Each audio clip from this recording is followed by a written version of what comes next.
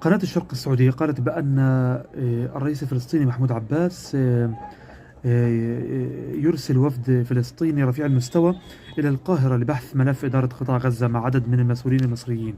وقالت الصحيفة أيضا بأن الوفد سيبحث ملف لجنة إدارة قطاع غزة والملفات ذات الصلة.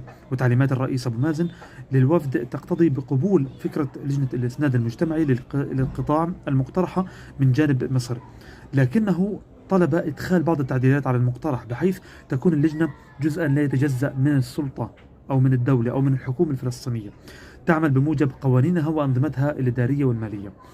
الوفد ضم رئيس المجلس الوطني روحي فتوح، وعضوي اللجنة التنفيذية لمنظمة التحرير الفلسطينية عزام الأحمد وأحمد مجدلاني. طبعا هو بده يخلي قيادة أو إدارة هاي اللجنة تحت أمر السلطة الفلسطينية، علشان حماس ما يكونش إلها أي دور فعلي فيها، وما تستغلش أي يعني ثغرة في هذه اللجنة عشان تستفيد منها. أنا إبراهيم من غزة، عملي متابعة للمزيد، وللتبرع تواصلوا معي واتساب، ويعطيكم العافية.